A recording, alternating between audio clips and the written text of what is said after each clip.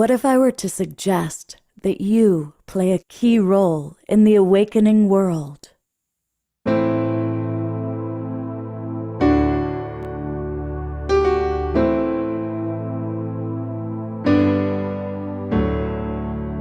that you are watching this because you have heard the call.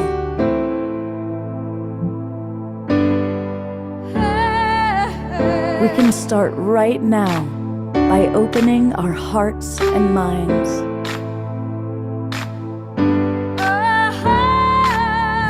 Welcome to the awakening world.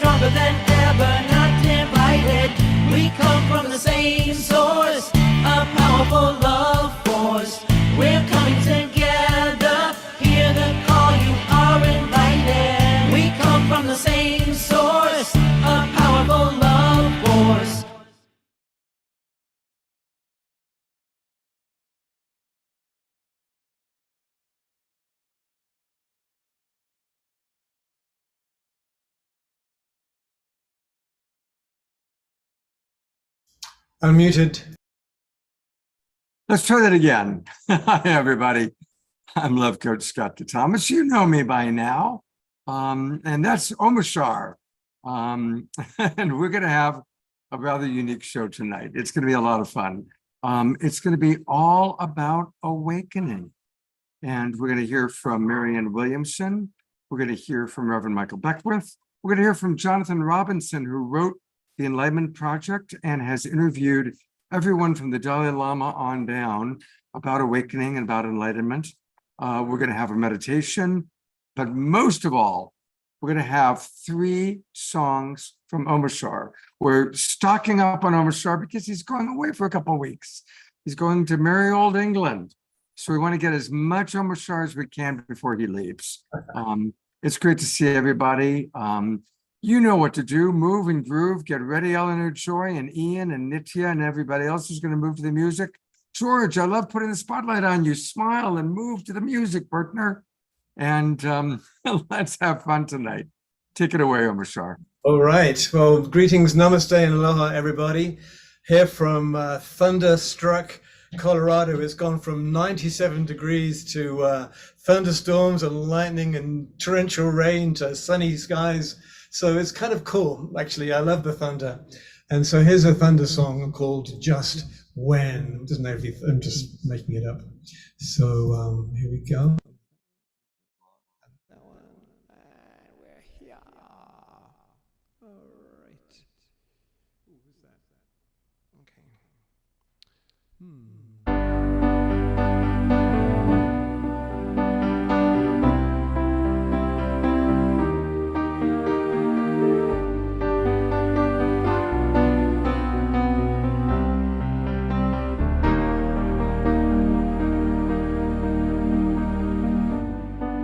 Just when you think that all is lost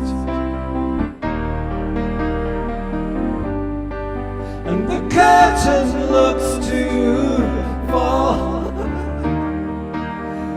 Eleanor, come on, get it together. Perhaps it's just the song of home that calls,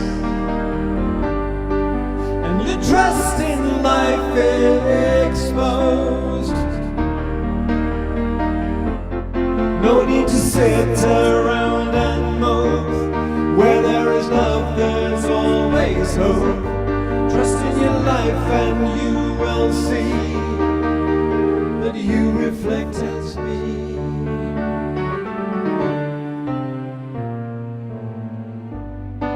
Another day is here for you to live,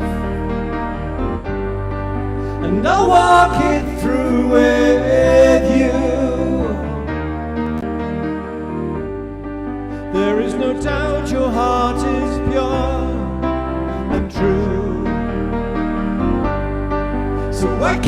to remind you.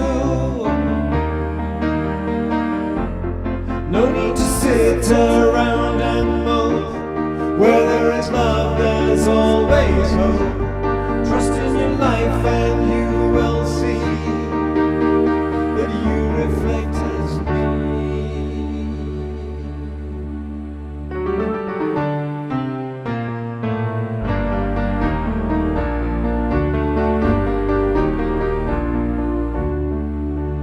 I am in all that you will see. Have trust in your life and trust in me. Dust yourself down and I'll lift you up. I will fill your loving cup.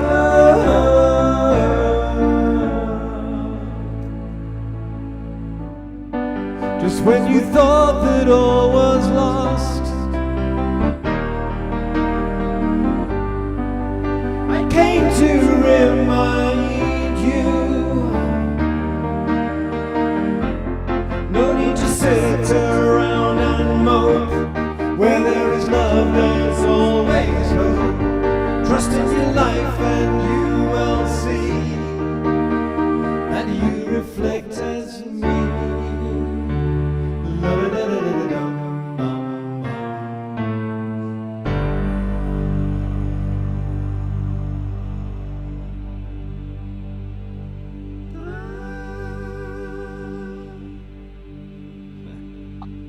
Hey, Deborah. Hey, beautiful, beautiful Mashar. How are you? I'm glorious, thank you. Always glorious. In spite of what I'm feeling, I'm always glorious. Not in spite, in as well. Yeah, consummate. Let's put it that way. Yeah, you look beautiful, radiant. Yes. So do you. So do all our members here. Everyone here in the community. So sweet. Beautiful. So Everybody's shining. we're going to hear a lot from Deborah a little bit later after the Twin Ray meditation takes place. But we're also going to hear from Michael Beckwith, and Jonathan Robinson is going to join us very shortly. And so we got a special surprise guest. What I'm going to do though is I'm going to start with what Michael Beckwith had to say when I asked him about the awakening world. And so this is about a 10-minute video. And then when this is over, we will go straight into Jonathan Robinson and then the meditation, which will be happening here at the Haven, but over on the other side of the Haven. So we're going to tune into it in kind of a unique way. And then we'll hear from Deborah and Marianne Williamson. So here is our dear friend, Reverend Michael Beckwith, whom we love very much. Most of you know, you've heard me say that I've had the good fortune to know Michael for a very long time. I first started going to Agape. He wasn't even calling it Agape then. It was when we were meeting in the basement of the Santa Monica Miramar Hotel. And there'd be like 10 or 12, maybe 15 of us on metal folding chairs. And from there, it's grown into this international ministry. So here is Michael Beckwith, all about the awakening world. Michael, we're starting a new series in January called The Awakening World. The idea being that it's obviously a very hard time for a lot of people, but everything that is happening is part of the awakening world, and all of us as human beings awakening. And I would love anything you have to say about your perspective about this particular moment in time as the awakening world. I would definitely be in alignment with what you just said. It is a time of great awakening. And I think that the prophecies from the indigenous cultures have pointed to this particular time in which we are living, in which there is decadence, there's that which is not in cadence with that which is emerging, that no longer serves us, that's falling apart and creating a lot of disturbance in the field for a lot of people. And then there's the emergence of expansion of our paradigm into a global society that's sustained more by compassion and love and generosity and forgiveness. I think we're in the midst of the destruction of one paradigm and the birth of another paradigm.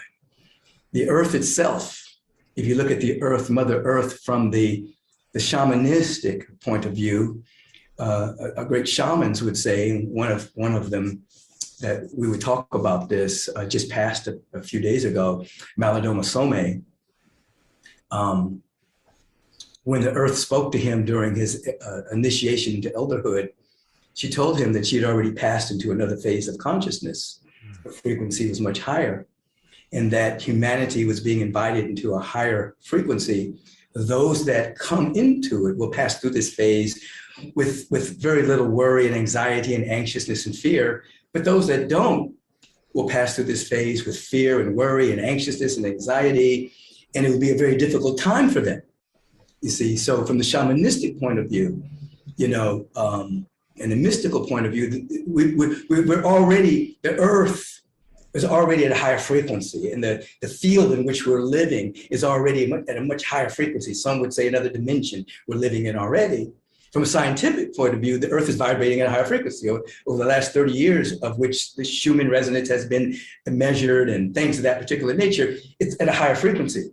So that means that certain things will not be sustainable if it's not at that frequency.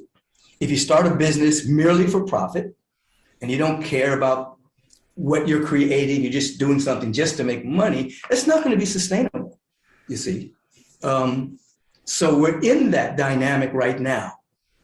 And so it behooves us to encourage folks to have a spiritual practice. Doesn't matter what you call yourself, doesn't matter what religion, you know, just opt out of the dogma of it and come into what they all are leading us to, which is a closer walk with love, a closer walk with resonating with compassion and peace and generosity and forgiveness, all what all religions actually teach. But to not to be religious or to come into high religiosity, but to really embrace the fruitage of the practice, which is a deep spiritual connection with the presence, you see, and that guides you in your thought, your conversation, and your deeds. So yeah, we're in a very volatile period of time, and everything that we're going through is kind of an evolutionary trigger that is pushing some people and pulling other people to another awareness of the cosmology of the unity and oneness. See, so what I would say, I was recently on a panel with some good friends, Catherine Woodward Thomas and Marianne Williamson. And as we were exiting, Marianne said, Michael, give us something positive to think about, you know, with all the darkness, with all the stuff that's going on the planet right now. What would you say about it? And I said, listen, the universe is progressive. The universe is the outpicturing of the fundamental order and harmony and beauty and symmetry of the heart mind of the infinite. It's always expanding to reveal more of the infinite nature of the presence. Even if it contracts a little bit, it always expands more, you see. And so it ever doesn't go backwards. It's always progressive. So with that, when something is out of alignment, something is not in integrity with the fundamental harmony of the universe, it creates a level of stagnation. So what happens is that stagnation creates a tension. And that tension becomes like a slingshot. You know, as the universe is going forward, the stagnation, it feels like it's a slingshot going like this. And then when there's a release, the energy is released and it creates a kind of a renaissance that very quickly things change, but it changes through the individuals who are doing the spiritual work. Peace does not roll in on the wheels of inevitability, but it rolls in on the backs and the minds of individuals who are doing the spiritual work. So when that energy is released, it moves through people as creativity, innovativeness, resourcefulness, you know, very fast.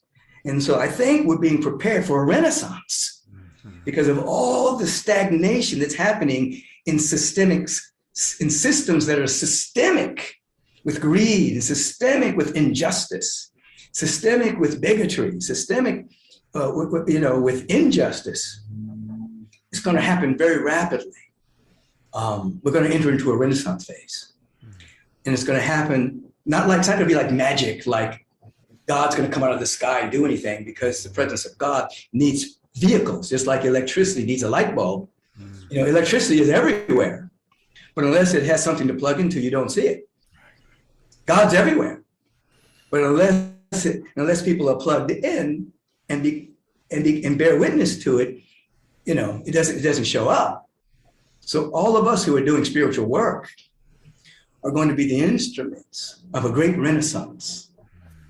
And even though it looks dire in many ways on the planet right now, looks dire, you see, because you can use the same laws for negativity, which many people are doing right now.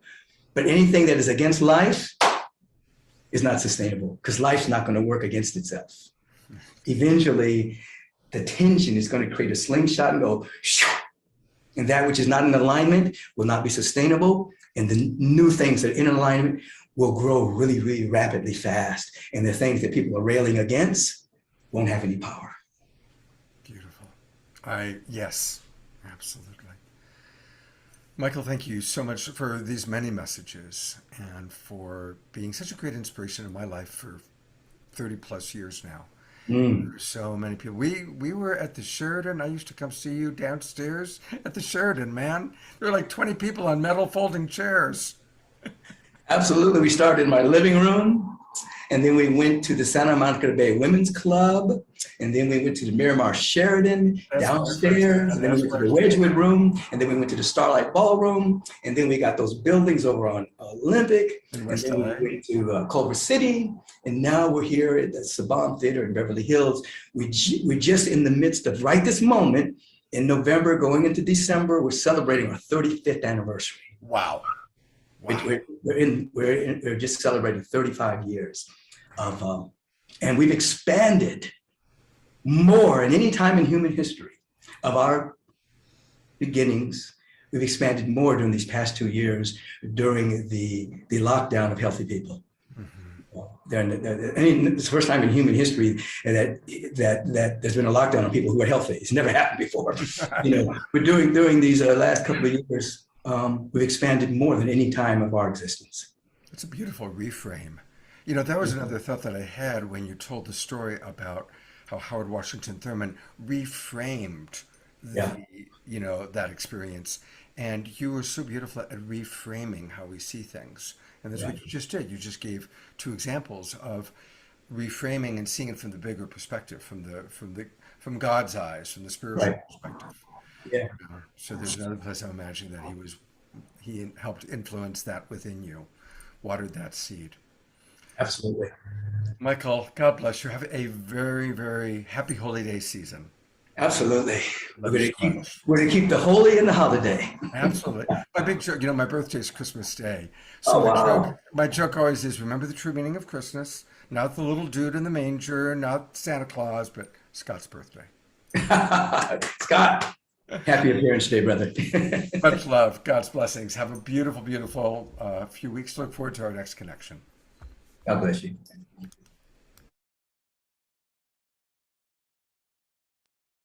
I love that man. Oh, there we go. I really do. I love that guy.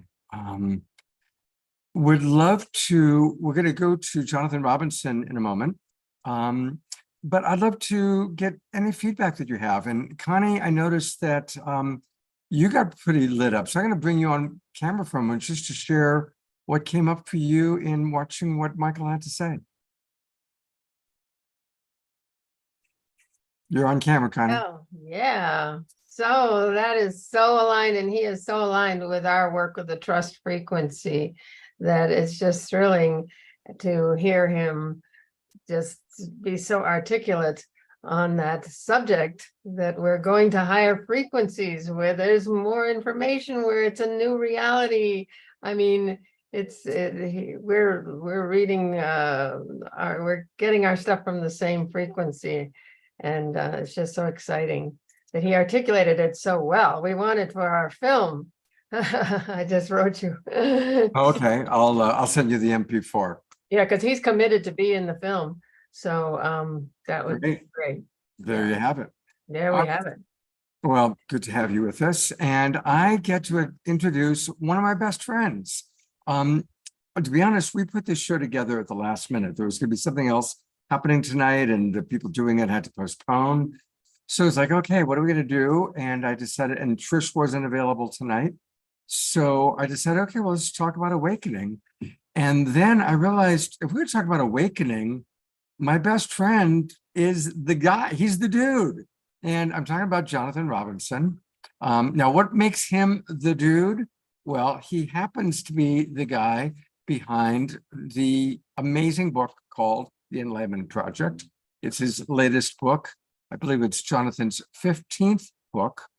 And I've listened to it. I listened to the audio version of it, and it's brilliant. It really is wonderful. And Jonathan speaks very humbly and honestly, and with a certain amount of humor. He's a funny guy, about how he went from being depressed to, I'm going to say, semi-enlightened. You know, we have our moments, you know. We're going to hear from Marianne Williamson later today, and she talks about that too. It's like about how one moment you can like really be in tune, and the next moment you can be pretty much in the ego. So I am grateful. I literally wrote to Jonathan today. I said, Jonathan, we're doing a show on awakening. Are you available? And dear friend that he is, he popped on in. So welcome, Jonathan. Great to see you, Scott, and the whole community. Absolutely. One thing to keep in mind is at 6:30, we're going to swing over to a meditation that's happening in the same building, but we're going to go online to it. Hopefully we're trying something new. So we're hoping that's going to work. But then we want to talk to you a little bit now and then quite a bit afterwards, if that works for you. That'll work, sure. Tell us. The most important things can be said in 7 minutes or less. So let's get right to it. All right. Tell us about your journey of awakening. Well, I was fortunate enough to have a totally dysfunctional childhood. So that got me into exploring stuff at age 11 and 12. I was meditating every day by 12 and doing self-hypnosis. You know, I had a stepfather that used to beat me pretty often. So, you know, I had the greatest motivation for spiritual awakening, which is pain. And I'm grateful now because, you know, now I have 50 years of meditation under my belt. And what I really started to see was that I wanted to interview the 100 greatest spiritual leaders on the planet to find out what they had to say. So I spent like 30 years doing that. Everybody from Mother Teresa to the Dalai Lama, Deepak Chopra, Reverend Michael, I've talked to Marianne Williamson. I now have a podcast called Awareness Explorers that's all about interviewing spiritual leaders. And, you know, I'm a lazy guy, so I'm always interested in the simplest, most powerful methods for awakening. And I think people need different things. You know, we're in a race between consciousness and catastrophe, and we don't have time to piddle around anymore. We need to tap into the peace, love within in daily life more and more often to deal with all the, you know, the crap that is thrown at us. And I think everybody has some key that if they found it, they could get there more quickly. You know, it used to be that I needed to take an hour to feel bliss. Now it only takes me about 30 seconds because I found the methods that work for me. And it's interesting, you know, there's so many methods out there. I took a course from a Harvard psychologist named Jeffrey Martin, and he had a similar mission where he interviewed just, you know, hundreds of enlightened people, find out what their methods were. And he teaches a course on it. It's a great course. It's called 45 Days to Awakening. I have no financial ties to it. But what was interesting is that most of these people were teaching methods that are not known. And that led to their awakening. Let me give you one of them or a couple of them, just so you have a sense, because these are not like, you know, Vipassana meditation or yoga. Those things weren't working for these people. One of them was, I like it, it's called the love meditation. You write a list of the 50 people who you've ever felt connected with in your life. even if it was like a old girlfriend or boyfriend who you now don't like, but at one time you loved them or you connected with them, and just spend a minute thinking about what you loved about each of those people. Well, what happens is you're inundated with love for 50 minutes and it builds on itself. And it's incredible to feel inundated with love. It's like, an intense drug trip. So that's an example that, nobody's teaching that method, but that's a method that a lot of people used to become awakened. So, I like that. I like a method I use, which is really fun, is I just imagine that I was just born. What's it like to look at the world from that perspective where, you don't even know what anything means. There's a screen in front of us. What's that? With these letters written, what's that? You're just looking at everything new. And if you do that for, a couple minutes a day, and you just allow your brain to open to all the sensory wonders that we get to experience, that starts to rewire your brain. And, I've gone from suicidally depressed as a teen to someone that gets to experience a lot of joy each day. And it was really just these little things that made a big difference. And of course, it helps to hang out with the Dalai Lama and Mother Teresa and all those people as well. But, I think everybody, if they explore enough, they find something that really leads to peace. And to me, being in touch with peace, joy, and love, it really doesn't matter what your belief system is. Belief system stands for BS. It's really a matter of how quickly and how often you can get in touch with that love. And Scott and I share a method of awakening, and that's called devoting ourselves to the love of our dogs. Absolutely. Every day we focus on that, and it opens our heart, and an open heart is one of the signs of awakening. Jasmine Bear is right where she heard her name. Okay, come on up we go. Oh, I woke her up. I think, hello. Look at a kiss. I still get a kiss. Okay, there we go. It's very sweet. Dogs are our new gurus. We can bow to their love and feel devoted to them, and they don't ask for money. But they do like to be fed. Yeah, that's true. Yeah. And we pick up their poop. We're their servants, evidently. Yeah, exactly. I had never heard that before about how belief system is BS. I like that. That's a good one. We're gonna swing over in a moment to the meditation, hopefully, once we see that it's happening. But you have you mentioned interviewing the Dalai Lama, and I love your story about the question you asked the Dalai Lama that we all want to hear the answer to, and I'm wondering if you would share that story. Sure. The Dalai Lama, I asked the Dalai Lama, how can we deal with conflict, like in relationships? And the first thing he said, because he's so humble, is, I'm not an expert on sexual relationships. He's a monk. But he said after a moment, I have a ancient Tibetan talisman I can give you that will help end all conflict. And he told me to close my eyes. I'm very excited. And I'm wondering what he's going to give me or show me is this magical thing that, can end conflict. And when I open my eyes, he tells me to open my eyes, and he's wearing one of those big red bozo noses, those big red noses that you wear. And he just started cracking up. And he then said, it's impossible to argue with somebody with one of these noses on them. And, I'm a psychotherapist and a marriage counselor, and it's true.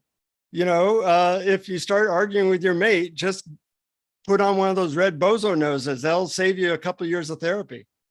I love that. It's such a great story. And it's wonderful too, because it's such a pattern disrupt both ways. It's a pattern disrupt with the bozo nose. It's a pattern disrupt of the Dalai Lama, who we think is going to give you this ancient, Tibetan talisman, right? Yeah. We're still waiting for them to get the meditation started. It's hopefully going to start in just a moment. Can you share with us a little bit about Awakening Explorers, this podcast that you're doing, and we'll put the link into the chat box, but tell us about that for a moment. Yeah, it's called Awareness Explorers. It's now one of the more popular spiritual podcasts in the world. And it's me and a friend who just decided we want to find out the cutting edge technology, inner technology for finding peace and love. And so we talk to people like Adyashanti and Byron Katie and Marianne Williamson recently, various Deepak Chopra, various awake teachers, and ask them, what's your best method for waking people up? And we, ask them a little bit about their story and how they got to where they are. And, I did it mostly because I wanted to learn the stuff, but it ends up other people wanted to know it too. So we have these great conversations. It's all free. If you go to awarenessexplorers.com, in the navigation bar is the word meditations. So we now have 100 guided meditations for free from all these spiritual leaders.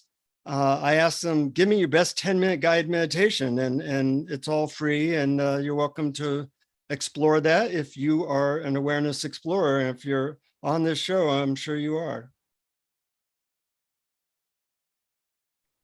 So yeah, we come out with a new one every couple of weeks. And recently we interviewed Gangaji, if you know who she is. But these it's such an honor to interview these people and find out their story and their struggles and how they overcame them.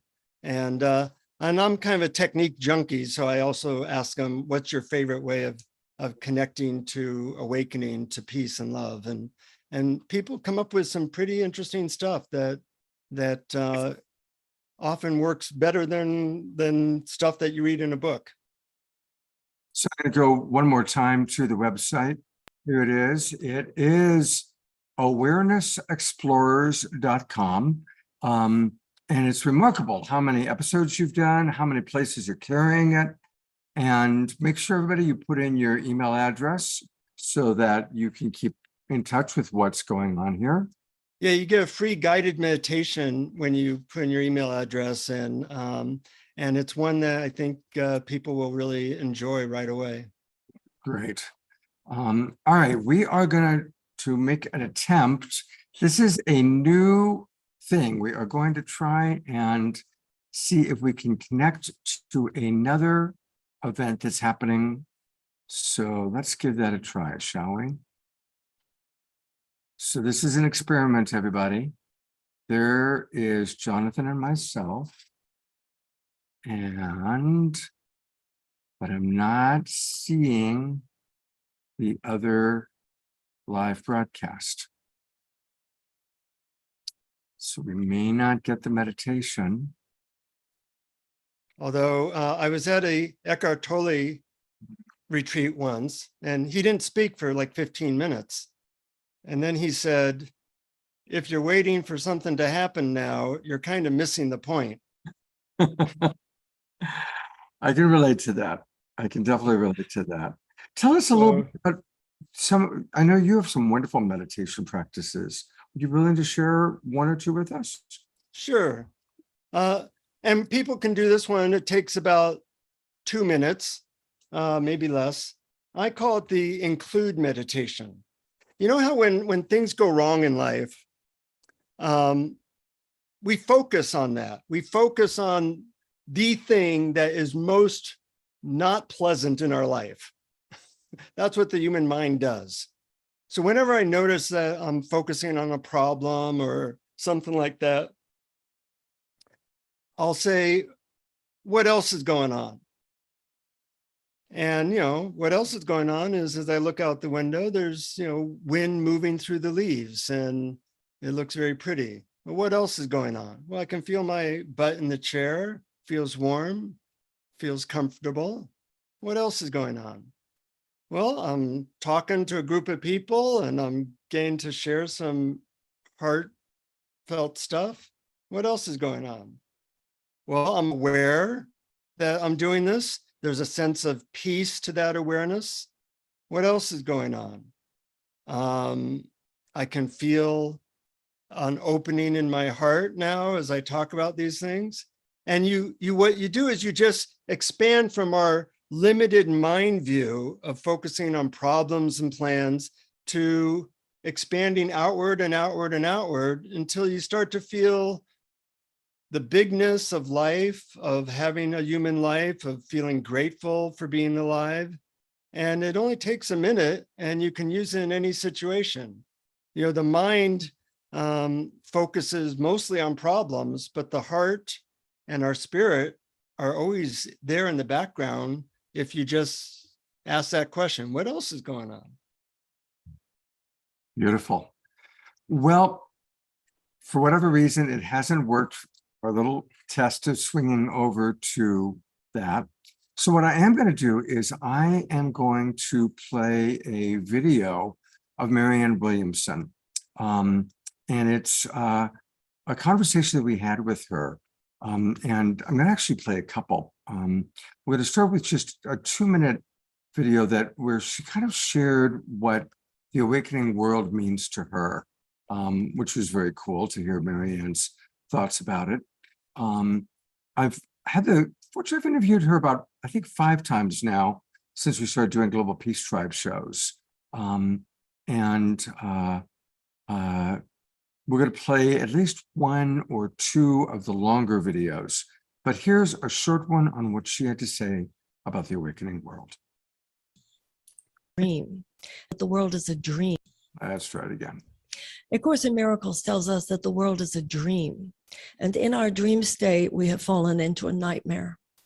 A lot of us think, well, if only we could awaken. But the Course in Miracles says you can't go from the nightmare to awakening. You have to go from the bad dream to the happy dream. The happy dream is the awakening world. We're in the process of awakening. The bad dream becomes a happy dream. A planet that is infused with so many warlike situations, people killing each other, atrocities, becomes a world in which war is merely a memory. A planet in which there is so much unnecessary suffering becomes a world in which there is no unnecessary suffering. A world in which 12,000 children die every day of starvation becomes a world in which all are fed, in which all have enough because we have used so wisely and compassionately the resources of this planet. A world in which laughter and love and song and forgiveness and dancing and merriment is the dominant human experience. Once we get there, once we're a happy dream, then we will awaken and we'll be beyond form altogether. Thank you so much, Marianne, for your incredible contribution to helping us truly become an awakening world. Thank you. It's wonderful working with you. Here she is. And of course, she is running for president. I'm curious how many of you are kind of following it. Omar Shah has made a suggestion, which I think is a good one. Would you like to lead a meditation for us tonight, Jonathan? Sure. I have many to choose from. How long would you like it to be? I'd say like 3 to 5 minutes. Okay, great. Then let's do this. You know, when you find the right meditation, you have a friend for life. So if you're in a place where you can relax and close your eyes, if you are available for that, then that would be great. And I think all good meditations start with moving from our head to our heart. So imagine that you could breathe out the center of your chest and just feel, maybe even put your hand there and just feel the sensations in the center of your chest. Maybe you could start by thinking of a person or animal that you have great affection for.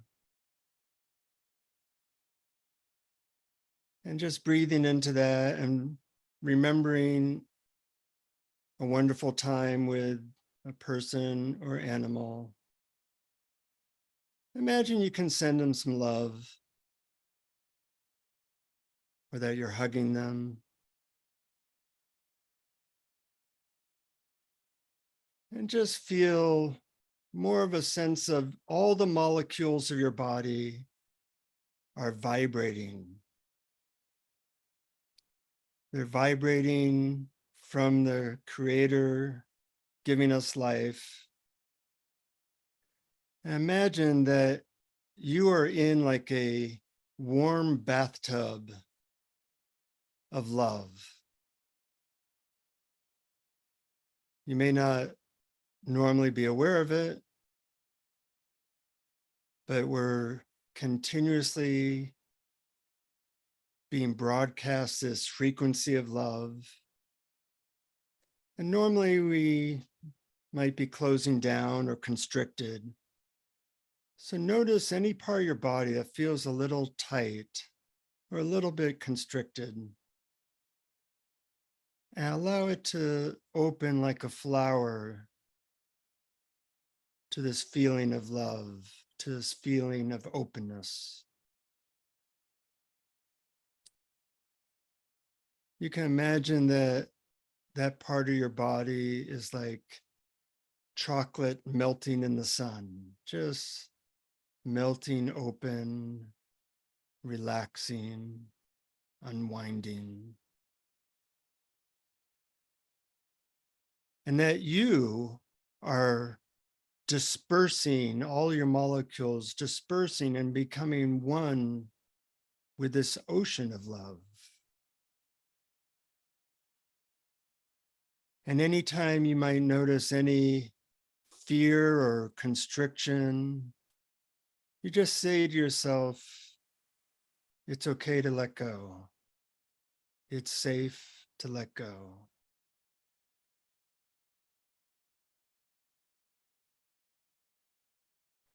Allow yourself to feel grateful for this moment.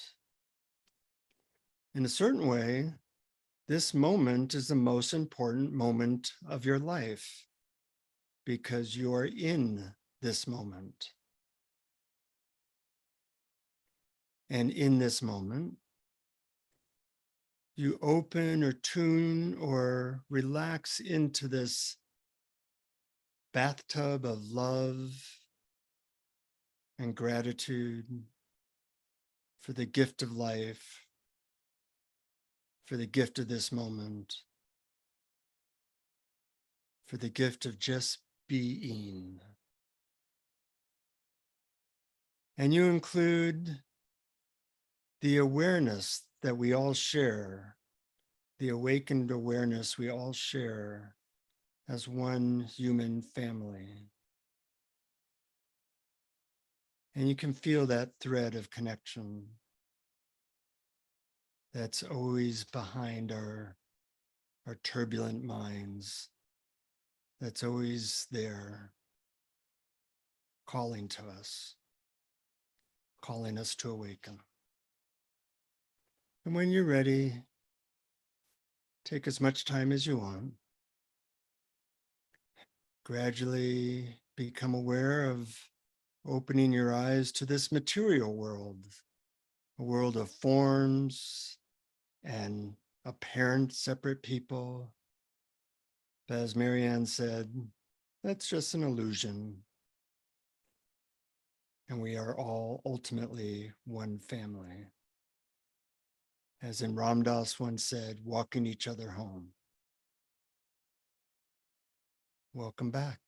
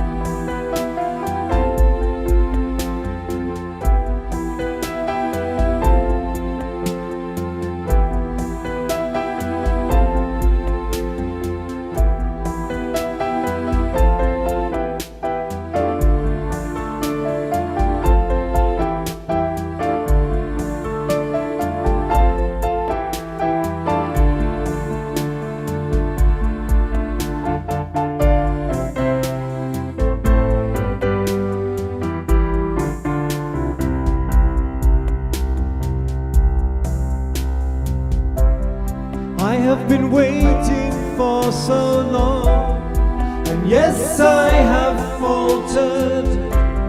Flickering faith I've had in you. Whoa, now that I see the greater plan, I know you've been watching, silently present, cheering me on. Through my pain I've grown so strong, and though my heart's been broken and friendships they have crumbled, I do it all again. And yes, I did it all for you. I knew that you'd come through. La la la la la la la la la la la la la la.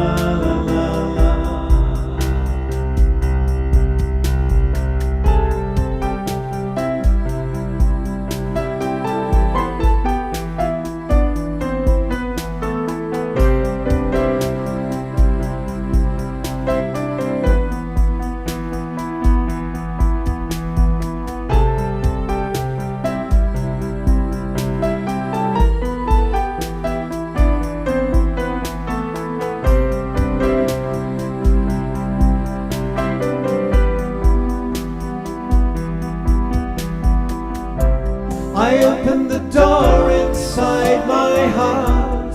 There is a radiant presence telling me this is where I start. Whoa, shining lights, please lead me home, for I know you never left me, and that I've never walked alone. And now I am ready for your essence to be fully merged with my life, and I'm ready for the changes that are required of me to be completely free. With your light I can see. La la la la la la la la la la la.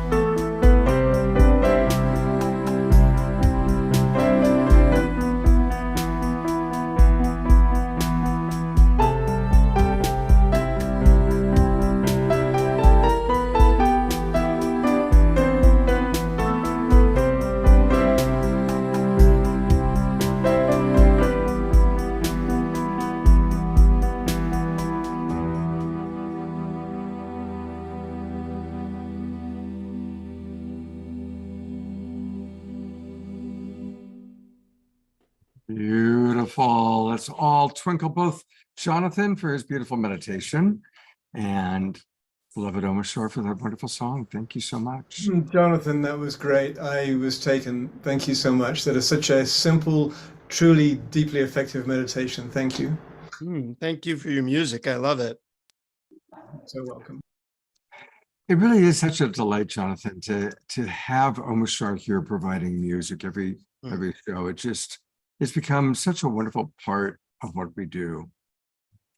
And actually, this is for me wonderful because it's like Jonathan, whom I love, and Deborah, whom I love, and you both have like devoted your lives, or certainly a gigantic chunk of your lives, to enlightenment and awakening.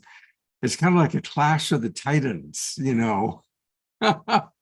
And so I'm kind of excited to share with our audience both of your perspectives. And of course, Deborah, while you were over there, Jonathan shared a little bit about his history, where he's interviewed over 100 people from the Dalai Lama on down. But I thought it would just be really kind of fun to have you two converse a little bit. And then definitely I would love to get any comments or questions from our audience, so to make it interactive. So we're going to kind of wing it a little bit here. Well, Deborah, it's an honor. I've heard so much about you, and it's an honor to meet you. I hope someday it's in person. I do have a question for you. I hear that you were a Mother Mira devotee, and I'm wondering if you can share anything about what that was like. That's an experience, she's one of the most enlightened women on the planet. And you were so close to her. What was that like for so many years? How to put that in words? Well, thank you for Yes. a beautiful question. Yeah. You're probably familiar with the word avatar? Mhm. That's how we would call enlightened being like Mother Mira. For us, the difference is like we are making our way up, life after life after life, and until we can choose if we want to come back or not. And those beings, they come all the way down. They have already been there. Right? So the consciousness is of such a tremendous difference that actually, I would really say. Every single person I've met so far, just by entering a room where such a presence exists and is there,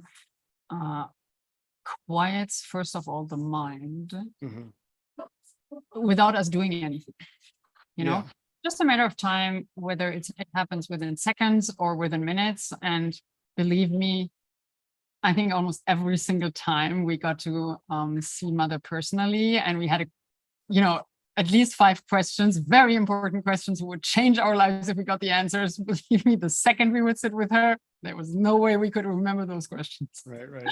That's really the power. That's Mm. really, I would say, the main difference between probably even an enlightened being and an avatar is that an avatar is constantly in the presence of Source, Mhm.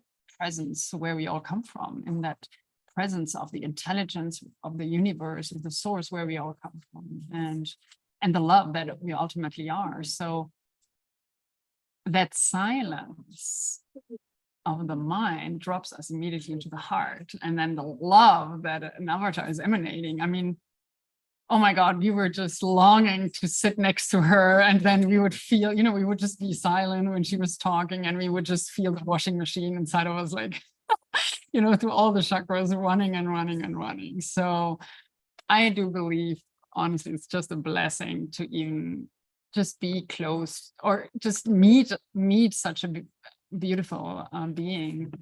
And yeah, I was addicted. I could not be without her anymore.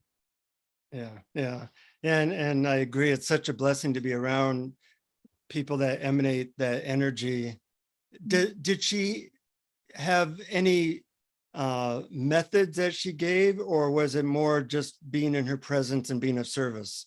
Yeah, Mother is very unique, I believe, in this. She always said, I'm not a guru. I am not a guru. She said, I am the incarnation. I mean, she never talked about herself, first of all. She would never do that. So Yeah. only very close ones got to talk to her. And there are 2 books came out of that, which are questions and answers. And one which is describing the incarnation of the Divine Mother.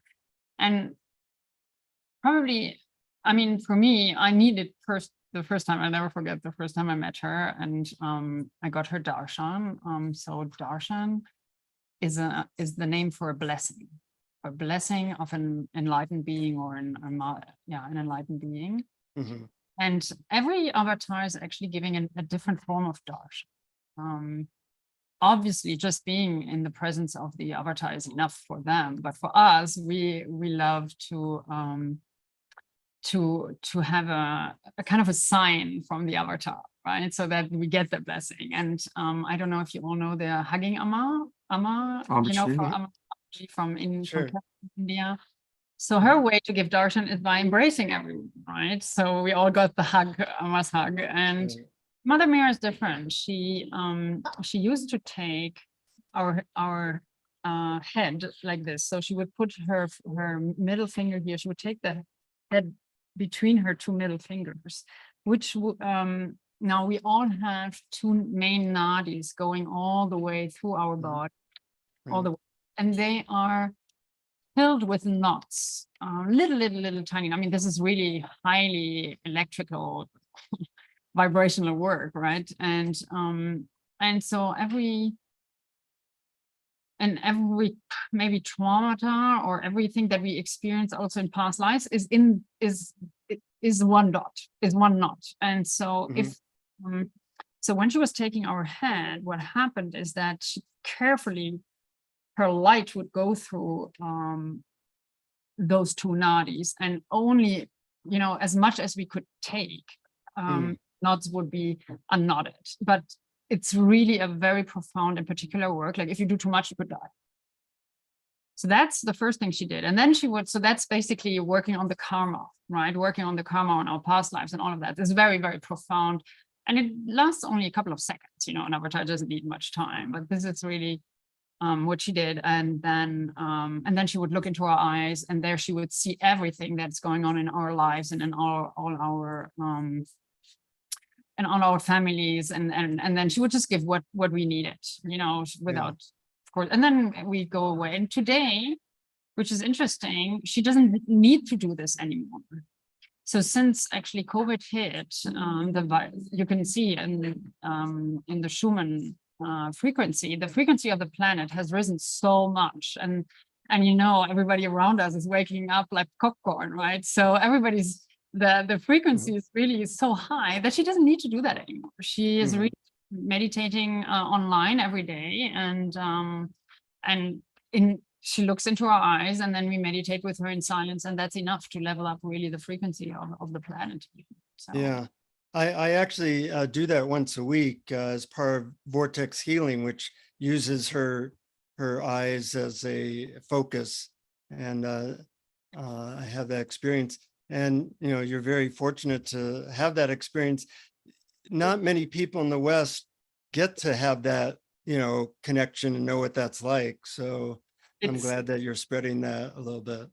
Did you have the chance to meet her personally? Did you have? Not personally. I met Amaji and a few other people like that personally, but just the eye gazing online. But that's pretty powerful. Yeah, it's tremendously powerful. I never forget, my father had just passed away, I have to say. And then I was in a state of, I don't even know how to describe that state. It was, I couldn't sleep, not for days, not for weeks, but for months. I literally wouldn't be able to sleep. That's how profound for me that experience was. And that's when I met her, obviously. Often that's what happens. And I will never forget my very first time I got to look into her eyes. I was like, oh my God. I mean, it's different for everyone, really. For me, it was like, I just looked into my soul's eyes. Like I knew I looked into God's eyes. And I had no clue. And then I wanted to know, who is she? You know, my friend didn't tell me anything. She just like, come wash your hair before. Yeah. That's all she said, you know. And then I read the books, and of course it was also my spiritual awakening at the same time. And never forget, I read Eckhart Tolle's The Power of Now at the same time. And I was reading all of that, and I was like, oh my God, this is the answer to all my questions. I never knew I had them. I mean, it was literally, and for one entire week, I was just in that zone. You know, after her darshan, reading Eckhart Tolle at the same time, it was crazy. I remember I would take a shower and just feel every single drop of the shower. I would be walking on grass, and I was just so in awe of the grass. And then I would drive, you know, my mother's convertible, and my friend who had introduced me to Mother Meera and who had given me the book, you know, of The Power of Now. I was driving the car, and she was like, could you please drive a little faster? I'm like, don't you just love the smell of this, of the wheeling drive? I was just gone for an entire week. And I will never forget, I think on page 55 in the German version, Eckhart Tolle actually writes, if you've met one of the very rare, real, avatars out there, then you're already on a good spiritual path, right? And then I was like, oh my God, if she is who I believe she is, then I got to meet her again. And then 2 years later, I was in India helping to build her school. Yeah. Actually, Yeah. not even 2 years. It was very honestly, it was 2008 and like 4 darshans later. I mean, people had gazillions of darshan with her, and I had 4 darshans, and I was sitting next to her literally on the plane to India. So yeah, but yeah. Here's there was a question about her website. Yeah. And yeah, here she is. Here's a beautiful photo of her. Yeah. And it's a simple website to go to. It's just mothermeera.com. And Meera is spelled MEERA, mothermeera.com. So this is where you can learn more about her. She is from a small village in the German countryside. And yes, Deborah is half French and half German. And there's some really wonderful videos that people can watch to really kind of drop in with her, all about devotion, love, awakening. So there's Mother Meera. And you had a question for Jonathan. Absolutely. So what brought you all the way to, on your spiritual path and all the way to meet a couple of avatars, as far as I have understood? Well, it became almost like a hobby. Some people collect baseball cards. I decided I would collect spiritual methods and spiritual teachers, partly for my own benefit, but also I can be very persistent. So sometimes, meeting some of these people like the Dalai Lama or Mother Teresa can take a fair amount of persistence. And I said, let's see if I can gather that information. So, I've been to India a few times, and like you, I can share a lot of darshan experiences, but I try to share them as like teaching stories. Here's an example. You probably know who Punjaji was. Yeah. So he was a guru, and I didn't know anything about him when I went to his ashram. And the moment I walked in, it was a house, but that was his ashram. I walk in, he's up at the front of his living room, and he points to me. There's like 30 people there. He points to me and says, "You sit here." Yeah. Well, I'm like nervous, like, what am I supposed to do? So he does his thing, which is a Ramana Maharshi thing, where he says, "Who are you?" Well, I didn't know anything about Ramana Maharshi or anything. So I said, "I'm Jonathan Robinson from the United States." And he and everybody in the room starts laughing and giggling, thinking this is an idiot or whatever. And I'm thinking, well, that was certainly the wrong answer. Oh, really? So he had compassion. He said, "Who are you really?" And, it's an interesting question to answer. So I thought about it. I go like, well, I'm a spiritual seeker. And he kind of goes, and then I'm a man, I'm a writer. We did this for like 2 or 3 minutes. And I'm like sweating. I'm dripping sweat. Everybody's kind of snickering. If this is a spiritual experience, I don't want it, Anyway, so I'm just drenched in sweat. And then it occurred to me that he had literally like light beams coming out of his eyes. So I just looked in his eyes. I ran out of roles that I play. Good. In his eyes. That's what he wanted. I'm looking at his eyes, and I start to feel this like disturbing feeling in my chest.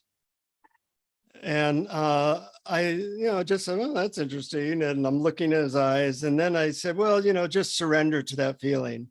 And it was like, next thing I know, I'm sobbing in his lap, drooling, and I feel like total love.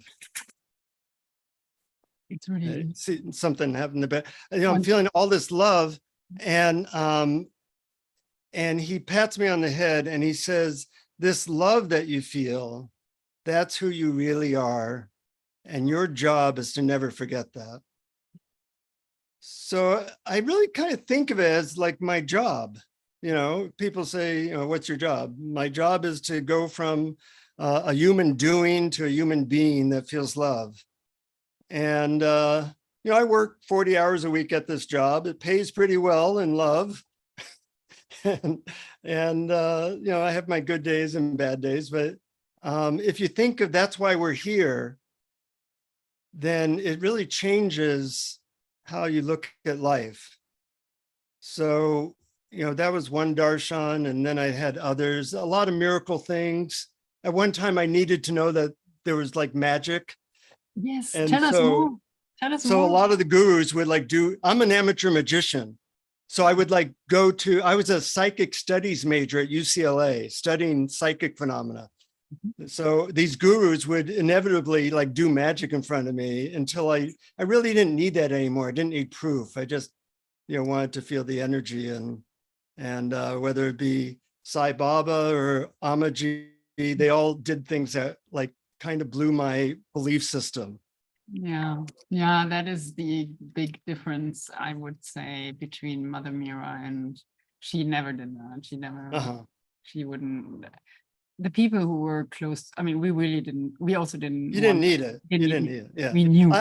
After a while, I didn't need it, but in my 20s and 30s, early 30s, I needed proof. And so I think they read that. In fact, when I saw Sai Baba, he manifested ash, that type of stuff.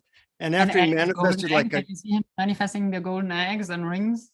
He did that too, but for me, he just manifested lots of ash, right? 6 inches from my face.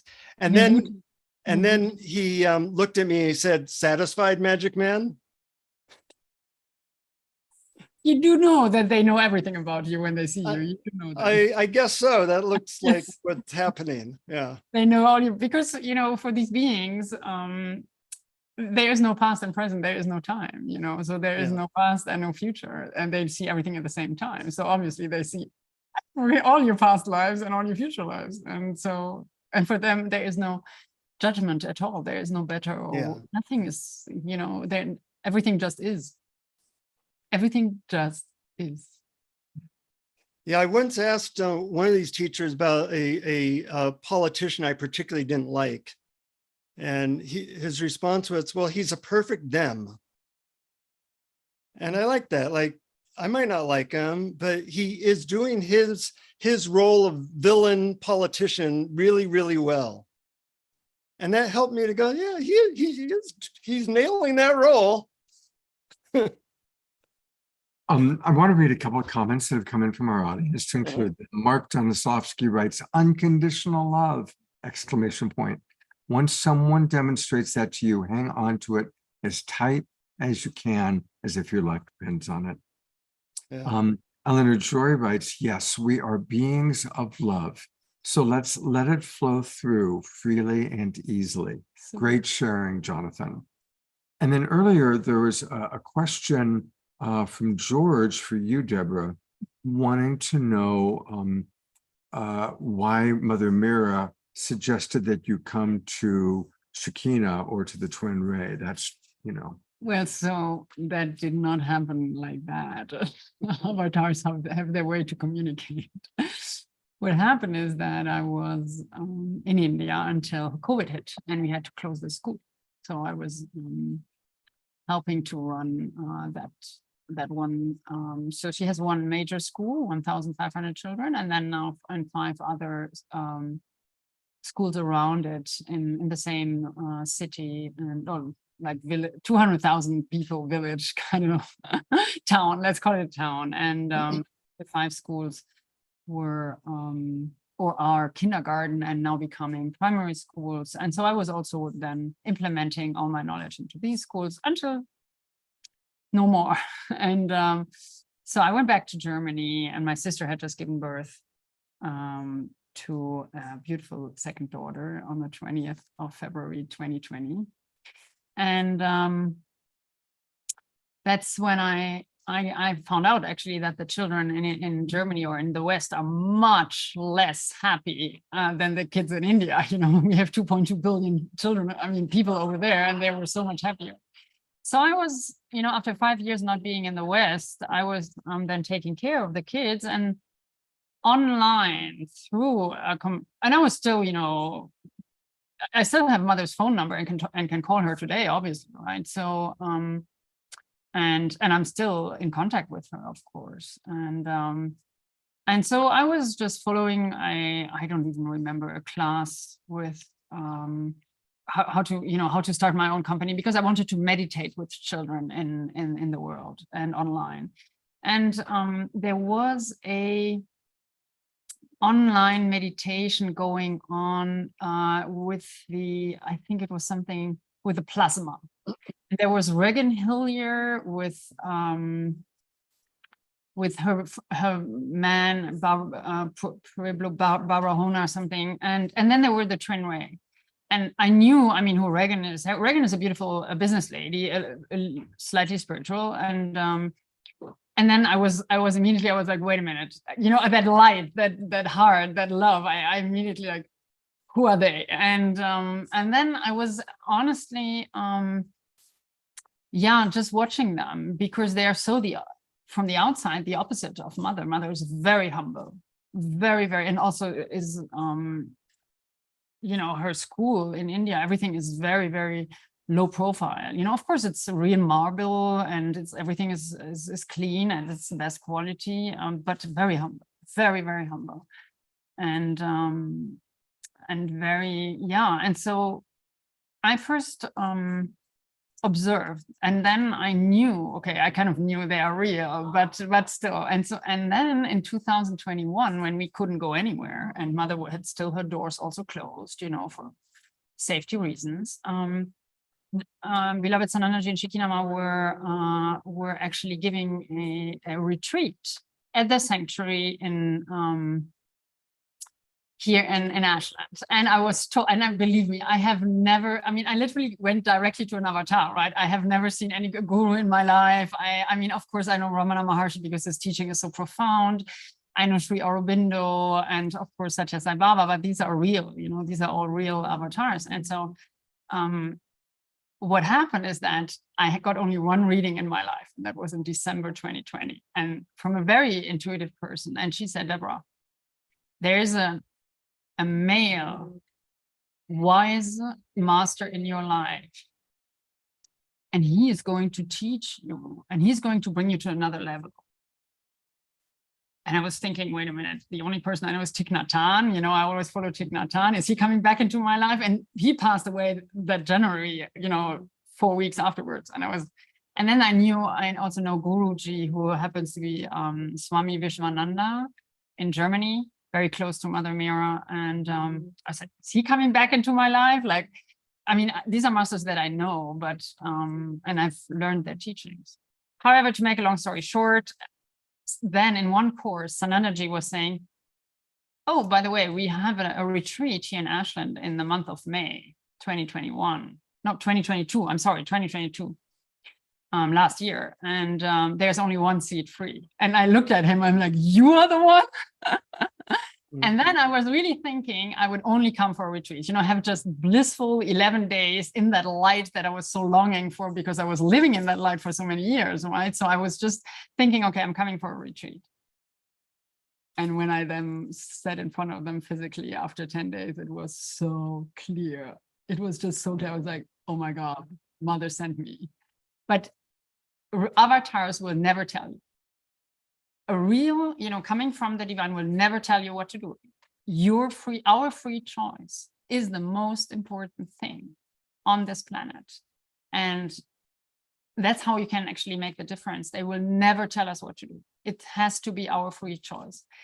But then, of course, I knew that there was a connection, and I just knew it. And then, of course, I asked her, and then she said, yeah, but you have your free choice, right? You had to choose it for yourself. So that's the way it worked. Yeah, that's the way how it happened. It was really the divine coordinating it all. And then I understood, okay, I have, you know, it's the next, I would say the next generation of avatar has just another code. You know, it's not that the beloveds are more powerful. You know, Beloved Sanandaji or Shikinama are more powerful than Mother Meera, not at all. They are all, you know, they are all one. They are all brothers and sisters, and they work together. It's just that there are new codes, and I knew that she has literally trained me to be now here, integrating her wisdom and her love into that community. Yeah, And integration is such a big thing nowadays. You know, how do you take the consciousness of awakening and apply it to your business, apply it to your relationships, apply it to your body? And I think we're all kind of exploring that a lot we reached the stage where we're having the awakening moments where we're stilling the mind and being love. But the next step is taking it into the world. And that's a unique challenge for a lot of people. It is. How do you do that? How do you integrate that into your life? Well, I hang out with wise beings like Scott. That helps. No, really, actually, it does help. You know, I have used Scott's superpowers of empathy and feedback. You know, I think all of us have a weak leg, but most of us try to avoid the weak leg. And the teacher I had said, always move towards your weak leg. Figure out what you're the worst at spiritually or in the world, and focus nonstop on that, because you know, rising tide, whatever the phrase is, lifts all boats, I guess. So I was with a teacher that had me always focus on that, and you know, honest feedback, a willingness to learn, a willingness to be humble, and a willingness to face difficult things. You know, just a willingness to do that is really important if you're trying to, you know, what does it mean to be awake in business? What does it mean to be awake in relationships? You know, I was talking to Adya, and he said, just asking that question, how does awakeness deal with conflict? How does awakeness drive a car? And I think that's a level that we haven't, as a culture, quite really focused on yet. You know, first we had to, you know, people like Reverend Mike or Michael or Marianne Williamson are so beautiful in painting the picture of what's happening in, you know, in terms of humanity. But now at some point, it comes down to, what do you do nuts and bolts in your daily life? And that's an exploration that me and my friends do. We do it on the podcast. And you know, relationships are a great place for that type of feedback. I say it's kind of like if you're blowing up a balloon, if it has just a pinprick of a hole in it, all the air finds its way to the pinprick. Exactly. And, you know, the balloon is love, and we're trying to blow it up, and something keeps like leaking out, and we got to find where that leak is and plug it up so that we can be more expansive. And in my relationships with friends or my wife, I always ask for that type of feedback because we're kind of blind to seeing it ourselves. You know, I lived in a spiritual commune with a teacher for a lot of years.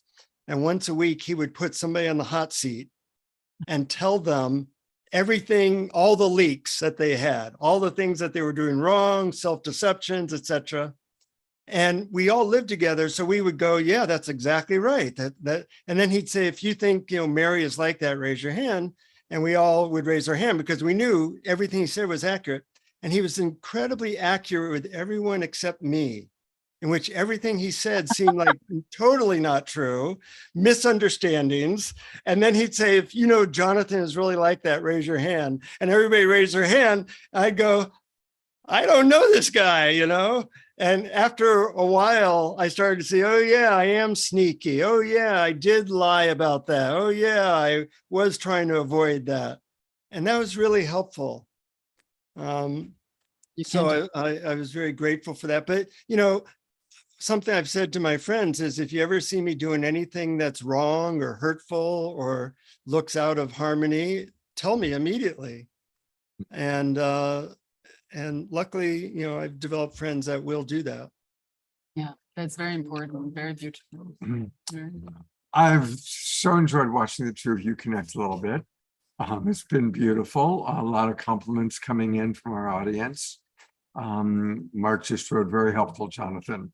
Slightly scary to look at things about ourselves, but if we realize that we're not alone, we can spot the leaks and experience healing and relief. Beautiful. Yeah. I want to remind people how you can get much more Jonathan Robinson at his website, Finding Happiness. And I love it. It's findinghappiness.com. There's the real Jonathan Robinson, this little guy here. That was after my last meditation. Exactly. And Jonathan has just all sorts of wonderful wisdom, and he does it with so much love and so much play. He's been on Oprah Winfrey 4 times, and also a reminder to subscribe for Awareness Explorers, his podcast program. So again, it's findinghappiness.com, awarenessexplorers.com. We are going to play that. We're going to conclude with this video from Marianne Williamson. I actually had 3 that I'd chose. I'm going to play just 1. And then we'll have an Omashar song to complete the night.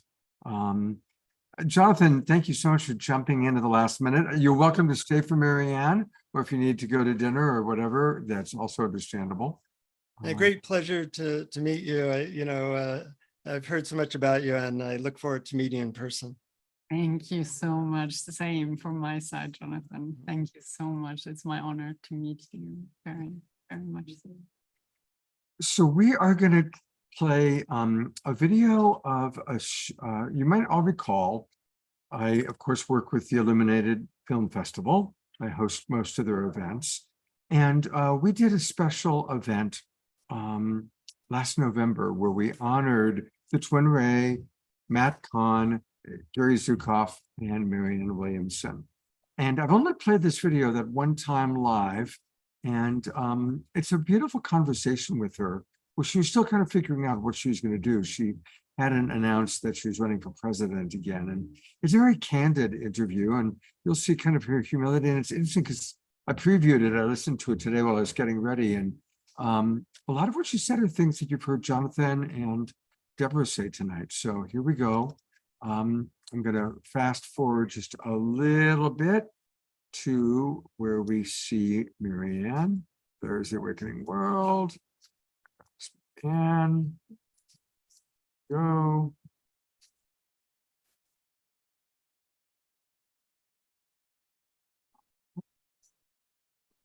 There we go, the Awakening World. She was with us last night. And so when you register for the virtual film festival, you'll get everything that has happened and is going to happen, and you can watch it at your own leisure. And I can tell you, just based on last night's show, it was great.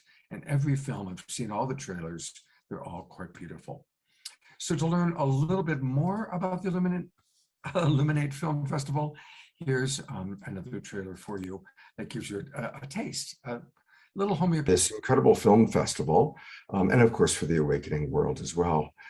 And so what does that mean to you? Like when you get the note, okay, we're honoring you as an illuminated visionary. Of course, it might be nice for the ego, but then on a deeper level, what does that mean to you? Well, on one level, it's very gratifying. It's a great honor to be acknowledged for work that I have done for decades. On a professional level, I understand that, and I'm grateful. But on a personal level, the last thing I do is wake up in the morning and think of myself as a visionary. In the Eastern religions, the guru never calls himself a guru. I'm a student, just like everybody else is. And no matter, it's like your physical muscles, you might get to the gym and work out so much that you like the way your body is, but if you stop doing the work, your muscles will begin to weaken. And in spiritual world, the same is the case. You never get to stop working on yourself. And the moment when you are tempted, I don't believe in this eureka theory of, I got it. No. I might have gotten it 5 minutes ago, but right now I might be triggered. I might be triggered into that place where the wires are crossed and I don't know how to express my love and get my needs met. You can call these your character defects, your wounds. So when I think of myself as someone who's working on my wounds, my character defects, my temptations, as much as anyone else is. And the Course in Miracles says that everyone has a highly individualized curriculum. So my work is in every moment and every circumstance. What are you choosing, Marianne? Are you opening your heart? Are you there to give? Are you there to get? Are you there to complain? Are you there to open up to receive and all the love that's here? Are you judging someone, or are you focusing on someone's goodness? That's the work of my life. Yeah. And anything that happens in the outer world, professionally, I think has to stem from that. So I feel the greatest work I can do for others is to work on myself. I always say that I'm not trying to get the message out, I'm trying to get the message in. It's beautiful. I mean, I love your humility. And it's true, we can be like in that enlightened moment, and then something happens and we get triggered and reptile brain takes over, right? And it's important to recognize that, because, Sri Aurobindo wrote about the dangers of enlightenment, and that whenever somebody has a lot of popularity or sudden infusion of money or fame or success, it's a dangerous time, because all aspects of self can get expanded. Absolutely. So how has that been for you when you've had lots of attention, lots of focus, lots of energy coming your way? How have you managed all the different aspects of self, including the perfectly human, less evolved parts of yourself? I can look back at this point in my life and think that I pretty much fell into every temptation possible. Never over the line, but pretty close to it.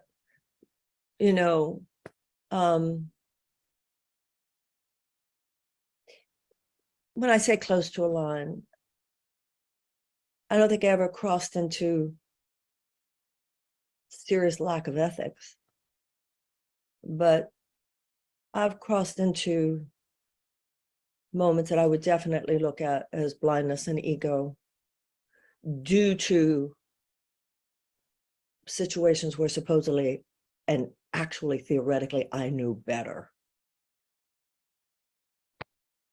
I think that's what's true for most of us at a point in our spiritual journey.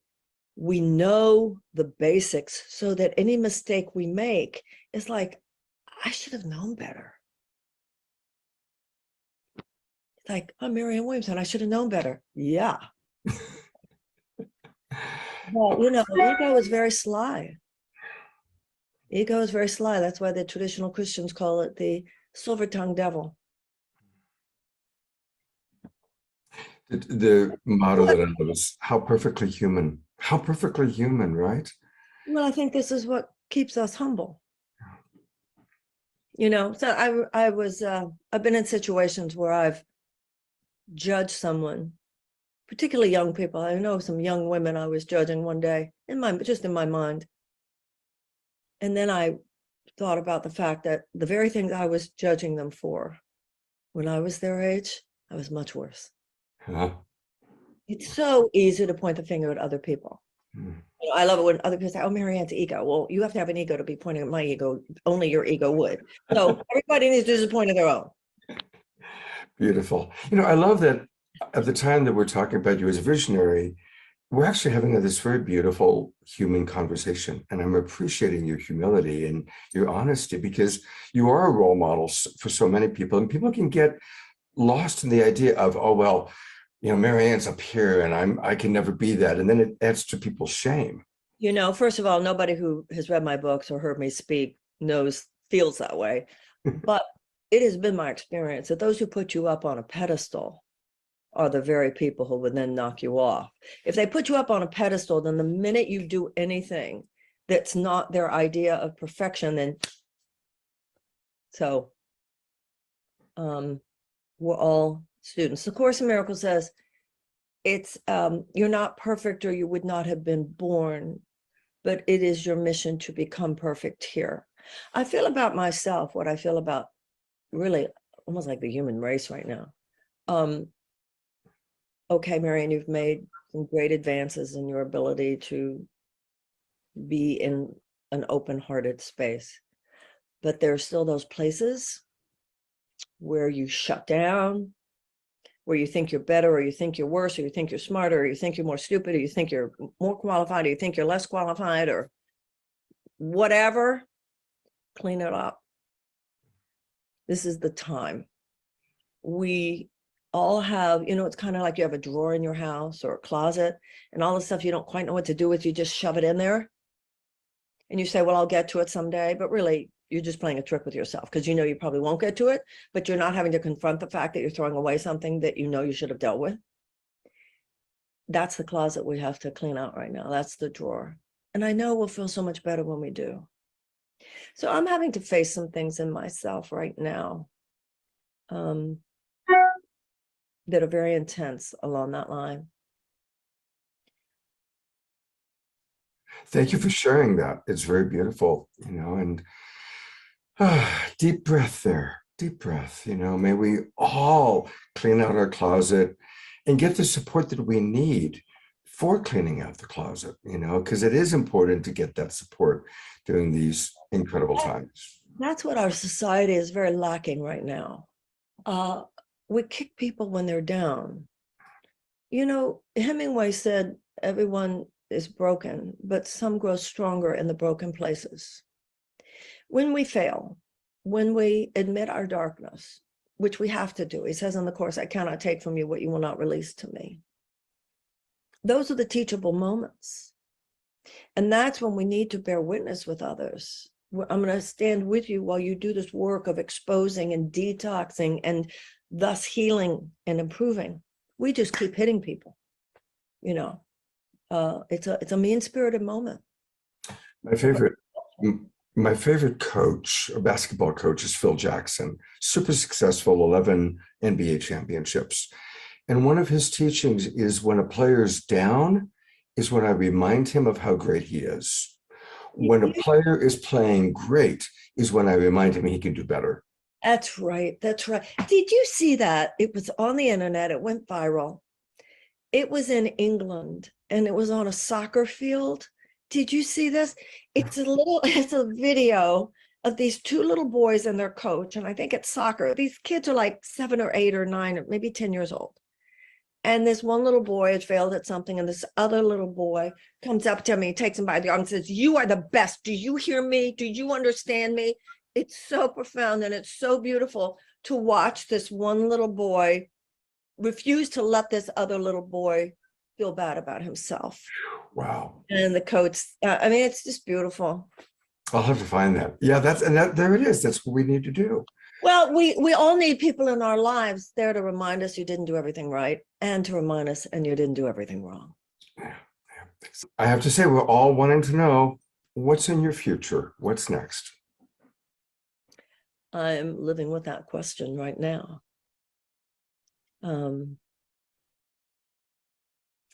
There is a story that was told by a Protestant theologian. I don't know what he called it, but I think of it as the journey of transformation from the Good Samaritan to the conscious Samaritan. The Good Samaritan's walking down the road, sees a beggar and gives the beggar alms. And then the Good Samaritan continues down the road and sees another beggar and gives the beggar alms. And the Good Samaritan continues down the road, sees another beggar and gives the beggar alms. And at some point says, I wonder why there are so many beggars. I've spent a lot of years giving the beggar alms. I've worked really hard at nonprofit activity and certainly the issues of being more loving, but we have to face not just the condition of the beggar, but a condition of a society, the richest society in the world. Why are so many people unnecessarily suffering? And I feel that I have some things to say about that, because I think the same principles that apply to the transformation of an individual apply to the transformation of a society, because we're just a bunch of individuals. And I felt for a long time, and have said so, that those of us who are involved in spiritual work should be the last people sitting out those questions. Because if you know what changes one heart, if you know what transforms one life, you're the one who has a clue as to what would transform the larger world. But I also know it's mean out there. It's mean out there. So that is one of many factors that are playing in my head, determining what my own path might be in the future. Well, whatever it is, we will be on that path with you. Oh, thank you. Thank you so much. And I will be on your path with you. And so thank you for having me and for the conversations that we have had and hopefully will continue to have. Absolutely. I look forward to that. Thank you so much, Marianne. God bless you. God bless you too, honey. And we're going to go.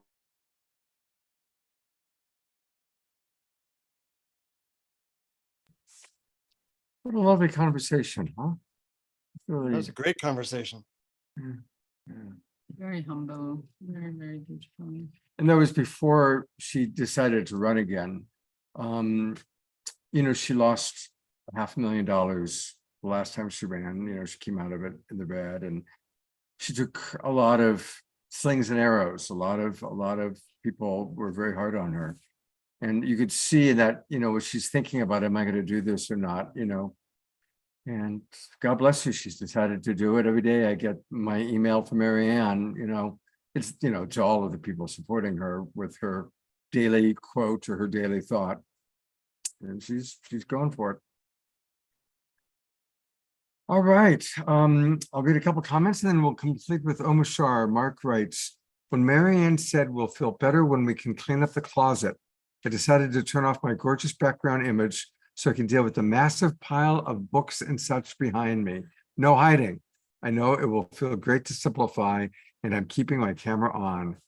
Marianne is amazingly brave. People are so mean to her, I don't understand it. Grace Denise writes, that was wonderful. She's amazing. Ayada writes, I've strongly felt since Marianne Williamson and then RFK Jr. announced they're running the next election, the best possible outcome would be to have both of them in the White House. She brings the heart. And he brings the name. I'm going to put the camera on Sylvia, who's created a little something for us. What do you have there, Sylvia? Yeah. Beautiful. Do you want to unmute and tell us?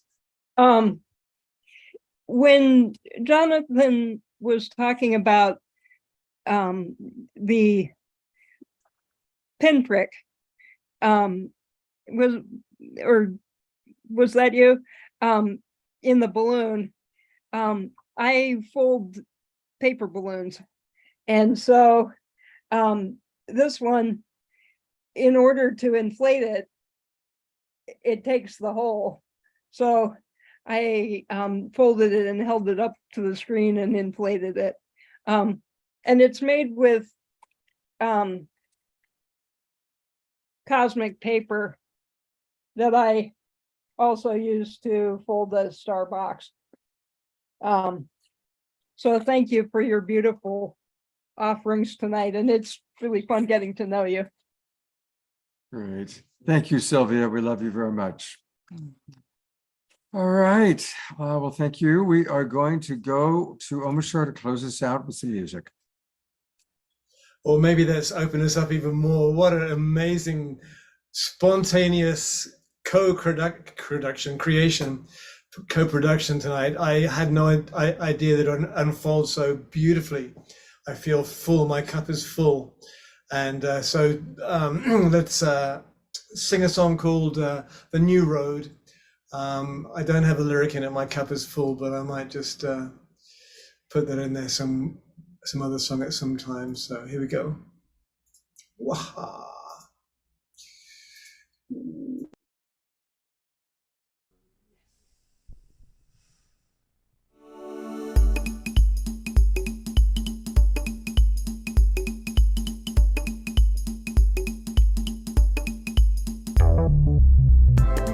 Just look at us now, waves of inspiration filling our lives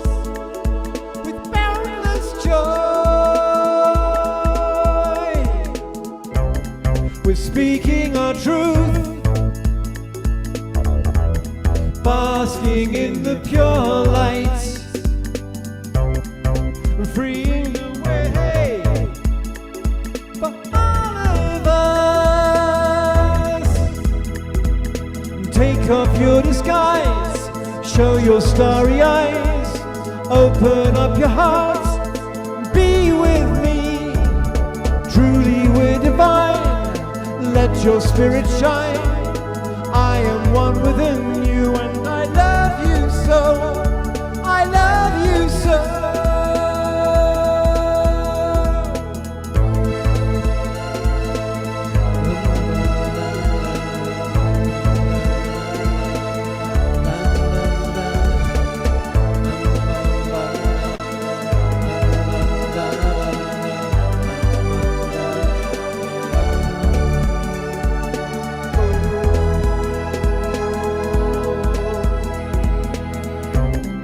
Here on the new road, where air is so much clearer,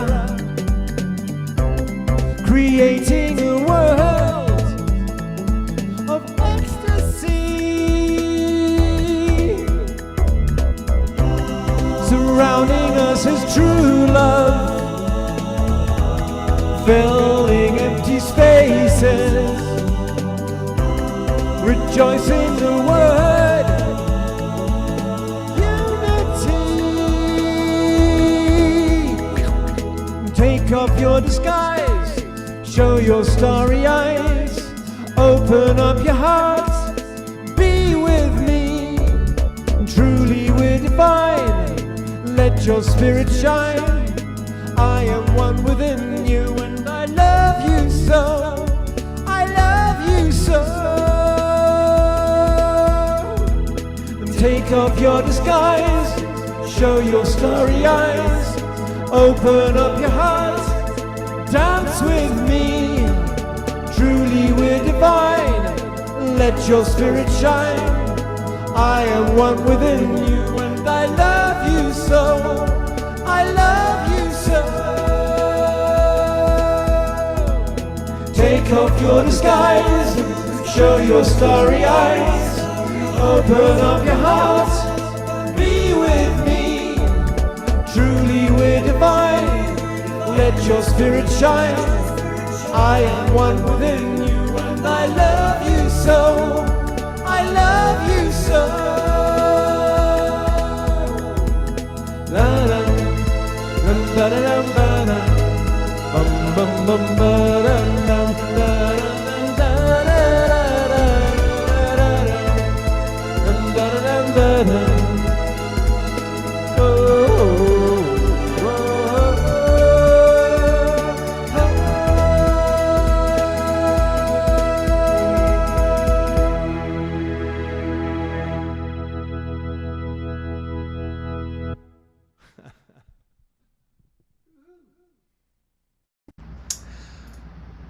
Well, there it is. There it is. What a wonder, a very spontaneous show. Thank you, Deborah. It was perfect, absolutely Done. perfect.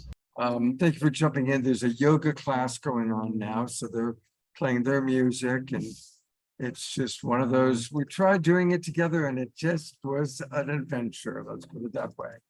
Real quickly, on Saturday night, we are collaborating with a wonderful event that's happening. Christian Hoffman, Ben Bowler, a lot of our friends, Rhiannon Catalyst, are doing a live event in New York, which we're going to tune in and we're going to be carrying that. And it's going to be all about co-creation. Omar Shah will be with us his last night for a couple of weeks before he goes to England. So we'll have some music. Join us at 6 o'clock on Saturday night for co-creation. And thank you again, Jonathan, for jumping in at the last minute. Thank you, everybody. And so much love. And yes, the SRF connection, convocation. That was put, you know what? I'll put that up quickly. It is so loud here right now.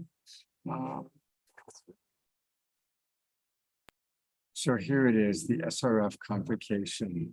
Thank you so much for sharing that, Mark. All right. Take care, everybody. We'll see you Saturday night.